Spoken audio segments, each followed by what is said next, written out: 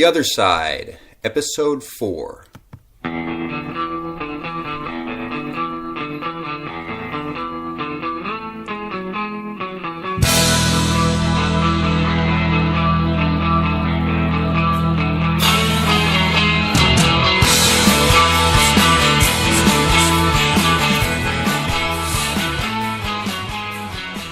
How's it going, everybody? This is Mr. Margison, and we're going to be doing some economics for about the next 20-30 minutes or so. Hopefully you had a chance to catch Mr. Spears. He has 3 outstanding episodes on government up, and we're going to switch gears and go a little economics here. So much of what we try and focus on here at The Other Side involves the idea of reteaching. So, reteaching certain social studies concepts or historical events or historical figures, because we really don't feel that the typical state standards or state-issued textbooks do a good enough job of educating our youth in the social studies.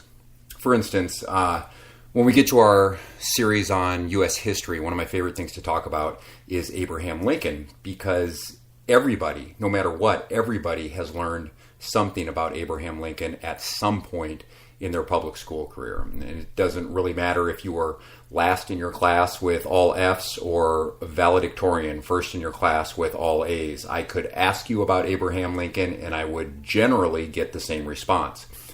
The only, difference might be in the depth or the detail of the knowledge. But this response, this comes from what author and historian Tom Woods refers to as the comic book version of Abraham Lincoln. That's what our kids are exposed to in school, a comic book version of Abraham Lincoln, because he's taught basically as if he's a superhero, this infallible superhero. And the standard narrative surrounding the teaching of Lincoln goes something like, he was a great American hero, he was the savior of the Union, he freed the slaves, he's one of the greatest, if not the greatest president in U.S. history. And really there's very little deviation from this narrative. But if you ever took just a few extra minutes to ask some questions or dig a little deeper into the actions of his presidency or the motivations behind those actions, into his sincerity, or just maybe ask some questions maybe about the legality of the Civil War, then that narrative might start to unravel kind of quickly. But see, those questions aren't asked, and that digging typically doesn't occur in your average U.S. history class. So what we want to do is we want to reteach Abraham Lincoln using the other side of his presidency, the side that you maybe weren't exposed to. I have a point here. I'm getting to it. My point is that approach works because at least everybody has some base knowledge of Abraham Lincoln. So the reteaching model is appropriate. In this economics series, I'm not so sure we're going to be able to approach it the same way, because I'm not so sure that the same base of knowledge exists with economics like it does with U.S. history. And why do I say that? Well, really, it's from watching millennials try to explain themselves in economic terms during the 2016 presidential campaign. Or even today, if they are opposed to something that President Trump proposed. And whether it's on social media or in television interviews or just in discussion, watching them defend their positions economically, it has become increasingly clear to me that economics might not even be required teaching anymore. And I know, at least in my home state of Indiana, you no longer need to pass economics in order to get a diploma. You can take economics, fail it, and the state of Indiana will issue you a high school diploma. It's unbelievable. And I think we're starting to see this manifest itself in society. I mean, people can make eloquent social arguments for this policy or that policy. That really seems to be the only focus these days. Social justice warriors all over college. But to defend something in economic terms, it's not happening. So rather than reteach economics, we're just going to teach it. Straightforward, 10 episodes, starting from the beginning and moving all the way through. And at least in this episode, we're going to use themes from the 2016 presidential campaign to help us do this. We're going to explain policies in economic terms. Now, no policy discussion from 2016 would really be complete without starting with Bernie Sanders' free healthcare proposal. And throughout this, it's going to sound like I'm picking on Bernie, and I am. But I want to say that this, economic ignorance or whatever you want to call it, it's not unique to Sanders supporters. All right, you see the exact same thing from Clinton supporters and certainly Trump supporters. But Sanders' policies deserve a little more attention because they're new. They're pretty radical for this economy. Trump's policies of, tax cuts, deregulation, infrastructure spending, tariffs, we can debate the merits of each, but they've been done before. Free college tuition, free healthcare, that's a bit of a departure from the norm, and I think it could use a little more economic scrutiny. Now, Sanders never really bothered explaining his proposal in economic terms. He just said that healthcare was a right of all Americans. Okay, I'm not going to dive too far into this because I think Mr. Spears is going to crush that in his government series. But a right, where does that come from? Rights have to come from somewhere. You can't just pluck them out of the air and declare them. And in our country, our rights come from the Constitution. And I've spent a lot of time on the Constitution, both as a student and a teacher. And it definitely does not declare healthcare as a right for anyone. And no, the Supreme Court did not declare it a constitutional right. When it upheld the law in 2012, it simply declared portions of that legislation to be legal. Not at all that healthcare was a constitutionally guaranteed right. Now, Bernie Sanders actually understands this. I'm not sure all of his supporters do, but he'd get around this minor inconvenience by declaring healthcare as a basic human right, a natural right. And this really doesn't improve the argument. In fact, it makes it a little bit more difficult for me to digest. Liberty, for instance, is a basic human right, a natural right. No one on the right or the left would argue with that fact. You're free, you're born free, you can't be held in slavery. Everybody recognizes that liberty is a natural right. The reason you can't throw healthcare into that category is that you can have liberty at no cost to me or no cost to anyone around me. Your liberty does not force me to do anything other than observe your right to liberty. And you can't say the same thing about healthcare because your free healthcare has to cost me something. The reason? Healthcare is an economic product. And here's where we can begin our economics lesson on why you can't have free healthcare. There are certain basic economic principles which will belie the notion of free healthcare, and I'm going to cover 3 of them today. And it's the idea of factors of production, scarcity, and supply and demand. Now, I don't want to start with healthcare because it's such an extensive and complex product. So let's make things a little bit easier, and we will start with a simpler economic product as an example. So we're just going to do a sandwich, right? Like a Subway sandwich. And like healthcare, a Subway sandwich is also an economic product, which means that you can't just wave a wand and poof, it appears. There are other things required for this sandwich to come into being. And in economics, these things are known as factors of production. Factors of production, any economics textbooks that you open, page 1, chapter 1, section 1, it's going to start with factors of production, and they'll generally be categorized 3 different ways, as land, labor, and capital. So what do we need to make a sandwich? Well, the land would be the actual turkey, the lettuce, tomato, whatever's grown, the grain that's used to make the bread. The labor would be not just the person who assembles the sandwich, but everyone at every step in the supply chain. So you got the turkey farmers, the harvesters, the butcher, the truck driver, in addition to the Subway workers. Capital generally refers to machinery. In economics speak, capital is considered, it's actually defined as goods that are used to produce other goods. So goods that are not purchased by ordinary consumers. Well, if we start at the beginning of the supply chain, this list literally becomes never ending. Everything from hand tools used by the farmer to the chopping block at the butcher, 18-wheel trucks, tables, chairs, walk-in freezers, cash registers. I could go on and on with the capital list, but these are all capital goods necessary for the production of the sandwich. Now, at every point in this production process, there are people who expect and deserve to get paid. Whether they've done the direct labor or supplied a capital good, they're not doing that for free. So right away, if some politician were to propose the idea that every American had a right to a free sandwich, the first question would have to be, how can you provide that for free? I mean, unless you can convince everyone in the supply chain to provide the resources, labor, or capital goods for free, which is obviously ridiculous, then the idea of a free sandwich becomes equally ridiculous. So applying the same idea to healthcare, the very notion of free healthcare, it defies one of the most basic economic principles, that economic products require factors of production, and factors of production have costs.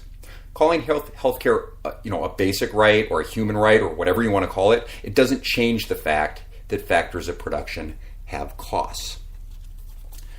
All right, so that takes care of that. We're going to hit 3, remember, economic principles today. That was one of them. The second is the idea of scarcity. So why do these factors of production have costs? Well, they just do, Margison. What kind of question is that? I mean, sure, we take for granted that things cost, but why? Why do they? Why can't we just all pass things around to one another for free? And the reason is because factors of production are scarce, right? And they have alternative uses. And here, for purposes of simplicity, let's stay with the sandwich example, and then we'll apply it to healthcare later on. But let's say that you decide to take a job at Subway, and I don't know what Subway pays, but we'll say $8 an hour. It costs Subway $8 every hour to have you go there and make sandwiches. Why? Because your time, energy, and talents are scarce, and they have alternative uses. So what else could you be doing with an hour of your time? Well, really anything. I mean, watching TV, playing video games, going for a walk, learning to speak Mandarin. Any one of those things might be preferable to making sandwiches all day. So the $8 is covering your cost for skipping all those other activities and doing something less desirable. What costs are they covering? The job is costing you the ability to enjoy video games. It's costing you the ability to exercise, to learn Mandarin, because your time and your abilities are scarce. That $8 is an agreed upon way to cover those costs. If it were $1, let's say they offered you $1 an hour, you might not consider your cost to be satisfactorily covered, and you probably wouldn't work at Subway. So let's consider the time, energy, and abilities of a top surgeon, right? Somebody in the healthcare industry, not a Subway sandwich worker. Time, energy, abilities, they are equally scarce, probably even much more so, because there aren't that many people with the brains and the drive to become a surgeon. The top surgeons make about $500,000 a year. It's somewhere around that. But what are the alternative uses of their talents? They could be, somebody like that could be a partner at a law firm. They could be an entrepreneur. They could be an engineer, politician, whatever. But they're going to gravitate towards the industry which does the best job of covering their costs. The more scarce the talent, the more abundant the alternative uses. And then the more cost that person is going to incur by choosing one profession over another. So in order to ensure that this talented person is operating on people, which is a good thing, I think we want these people operating on people, the more money it's going to take to cover those costs. You'll often hear politicians like Bernie Sanders complain that the cost of healthcare is too high. But too high is a completely meaningless statement in economic terms. The cost is simply a reflection of how scarce the factors of production in the healthcare industry actually are. In fact, many of the unnecessary costs in healthcare, they could be totally eliminated if governments were just removed from the equation altogether, but that's another topic for another day, I promise. I'm not going to get into it now. But anyway, lastly, staying on the topic of costs, it's interesting that while politicians like Sanders are so concerned with the cost of healthcare, their solutions are often to make healthcare even more costly, more expensive.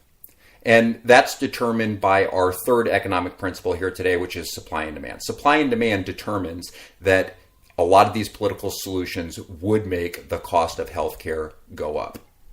Let's switch to just for purposes of simplicity, let's switch to a single payer system. This is the one that Bernie Sanders actually desires. This is what he's been proposing. So we switch to a single payer system where the government covers all of the healthcare bills of all Americans. And in this instance, consumers of healthcare are no longer required to pay the relatively high costs that we just talked about. The costs still exist, right? They don't go away, but consumers are now allowed to ignore them. So using a different example, let's imagine that the government did this with all of the grocery stores. They told people that they would no longer be directly responsible for the cost of their groceries, that the government would. The government would pick up those costs. And really, is that much of a stretch? Food is at least as important as healthcare. So what would the obvious results be at the grocery store? You go into the grocery store, you can probably picture it now. People would be consuming as much as they possibly could. Certain people would be consuming way more than they probably needed. And in most grocery stores, you would probably start to see a shortage of popular items right away. This is because in the absence of paying for costs, demand would immediately exceed supply. Okay, I get the demand side, Margison, but why wouldn't supply increase also? Why won't we have more doctors? Well, why would it? I mean, why would a farmer work longer hours just because the government is paying for my apples? I mean, the two things are unrelated. Now, this farmer, he might work longer hours if the government offered to pay more for the apples. But you see what happened here. The price then for the apples is going up, not down. If we have to pay more for the farmer to produce them, then the cost of the apples are going to go up. So the solution of a single payer system, it guarantees almost that the cost of healthcare will rise. If supply doesn't increase and only demand does, then items demanded become more scarce and thus more costly, as we've already covered. So Sanders' plan does not actually address the cost of healthcare. It addresses who pays the cost of healthcare. In essence, his proposal is, our solution is to increase the cost of healthcare, and then we'll just shuffle around who pays for it. And he admits that the cost will go up because he's had to come up with a litany of taxes in order to cover the increased costs. He proposed raising everyone's income tax, even the most poor, raising employer payroll taxes, tripling the capital gains taxes, as well as adding new financial transaction taxes, medical device taxes, and the list goes on and on. This is effectively an admission that his proposal would drive up costs, and the government would need new revenue streams in order to pay for those costs. All right, look, we've actually seen the effects of supply and demand on the healthcare industry lately with Obamacare. These effects mostly hit insurance companies whose higher costs got passed on to customers like me. But once the government got involved a little, they had to get involved more, and then a little bit more, and then a little bit more, because the costs keep creeping up around every corner. When Obamacare was first proposed, they just wanted to make sure that people who were sick with pre-existing conditions, they'd be able to get insurance. Okay, well then the insurance companies could mandate that, we insure these people, or the government could mandate that we insure these people, but then they would just offer them a policy for like $1 million a year, and the whole point would be missed. So then they had to add another provision, the community ratings provision, which requires insurance providers to offer policies within a given area to everyone for the same amount, regardless of their health status. Well, then what would be the incentive to buy healthcare unless you were sick? I mean, people would go without it and then only get it when they really needed it. So then to combat that, problem, they had to add the individual mandate, the most controversial part, the individual mandate. And that basically said you have to buy it. I mean, it was just a mess. It just kept creeping up. This mess where the regulation on top of regulation on top of regulation had to be added. And this kept driving the costs up. Insurance companies started hemorrhaging money. They were dropping out. The insurance pools worsened, causing the demand for healthcare to skyrocket. And there was no proportionate increase in supply. So we see this effect, this kind of hybrid government/market system that they tried to put in. We see the effect. Supply and demand drove the prices up, and it would certainly only worsen if we went full throttle towards a single payer system. All right. That was a lot of information, all of it I know, but once and for all, economically speaking, I just want to put to bed the idea of free healthcare. It's simply not possible. And far from improving the cost of healthcare, these proposals would necessarily increase the cost of healthcare, and it would just simply transfer the burden of covering that cost from, people directly to people as taxpayers. All right, I think we did a pretty good job here, and we're right at about the 20-minute mark. We had an honest discussion of the economic merits of free healthcare, not the social merits, which is usually all that's talked about, but the economic merits, and that's something I don't think gets discussed enough. But let me conclude with a few things that we didn't talk about, and we didn't address any of these social arguments that I've mentioned, and I think there can be a worthy argument made for the idea that health is too important, an importance that transcends money or monetary concerns. In other words, money should never be a worry or certainly an obstacle when it comes to health concerns. This isn't an argument I agree with, but it's one I can certainly understand. And one of the ways I'll address it is this way. I take measures to reduce my own medical costs, right? Because those costs are real and I'm faced with them. So I exercise, I eat pretty well. Should I be responsible for paying for my neighbor who, smokes, drinks, eats fast food 3 times a day? I mean, is that really a virtuous position to come from? What responsibility do they bear for their own healthcare costs? Well, here's where the government layers might start to pile on. So maybe the government bans smoking or bans fast food, bans ice cream or products with sugar and chocolate. I mean, is that a direction that anybody is really comfortable going? I'm in charge of my own health habits because I pay the price for them. So it would logically make sense for the government to be in charge of your health habits if they were paying the price. And even if you're pretty far left, I mean, do you really want the government telling you what you can and can't eat? Are they that much smarter than you? You have no idea how to take care of yourself, so you need the United States government to tell you how?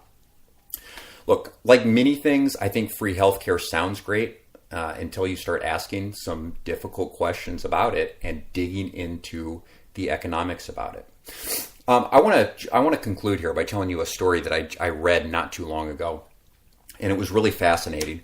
The government in Baltimore, Maryland, the local government in Baltimore, Maryland, did a flip-flop. So a lady, Catherine Pugh, she ran for mayor in Baltimore, and she is a leftist, way far on the left, and a huge supporter of the Fight for 15. And when she campaigned, she said, if this bill reaches my desk, I will sign it, a $15 minimum wage in Baltimore. And once she was elected and when she became mayor, this proposal came to her. She met with her economic advisors. She studied the issue.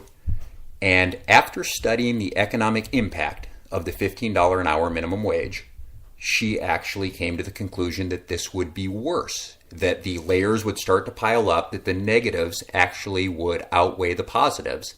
And she vetoed the legislation. She decided she was not going to go through with it. This is a fantastic story, in my opinion, because it takes something like $15 an hour minimum wage. It takes an economic issue.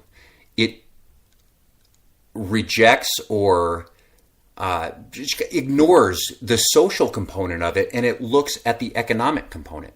And really, it's not even ignoring the social component, because the economic component comes first. And if the economics are messed up, that is going to harm society. Now, I want to contrast that with what happened in California. Jerry Brown, the governor of California, he made an unbelievable statement. I was going to say outstanding, but it's not outstanding. It's incredible.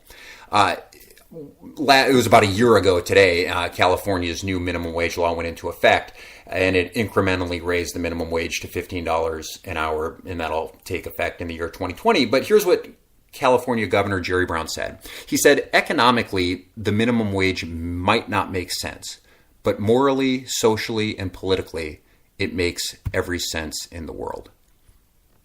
And look, that type of stupidity wouldn't fly in a middle school classroom, let alone from the governor of a state. It might not make sense economically, but morally, socially, and politically, it makes sense. That would be like saying, if let's say I opened up a t-shirt shop, and t-shirts were of the utmost importance to people, and it cost me $9 to manufacture a t-shirt, and I sold them for $10. Let's say that the government passed a law saying, you know what, we really want everybody to have t-shirts and we want them to be affordable, so you can only sell t-shirts for $8. So it still costs me $9 to manufacture them, but I can only sell them for $8. Well, clearly, economically, that makes no sense. I'd go out of business. But to say that might make some sort of sense socially or politically, I mean, that's idiotic. What would happen? I would start losing money. I would default on my loan. That would affect the bank. That would affect the people who keep money in the bank.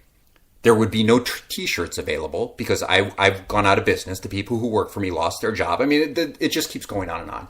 If something doesn't make sense economically, it is inevitably not going to make sense politically or socially. That's a totally nonsensical statement. Kudos to the mayor of Baltimore for taking a strong economic position, even when she didn't agree with it socially or politically. All right. I'd love to keep this conversation going. You can email us at margisonandspears@gmail.com. You can discuss it on Twitter. I'm at Mr. Margison. Before I go, I want to make some acknowledgments. I lean heavily on Thomas Sowell's book, Basic Economics, and this is whether I'm teaching economics in the classroom or here at the other side. That is a fantastic book. If you could only read one economics book and you were required to become an economics expert by next week, that's the book I'd probably recommend, Basic Economics by Thomas Sowell. Well, either that or Henry Hazlitt's Economics in One Lesson, which is equally brilliant. The difference is I think Sowell's book is over 500 pages and the Hazlitt book is like 140. Both are indispensable. Read them both, actually. And be sure to join us next time. And I'm going to discuss how to destroy a liberal argument in favor of socialism. Yes, we'll be talking about economic systems and why capitalism is superior next time. Thanks for joining us. We'll see you.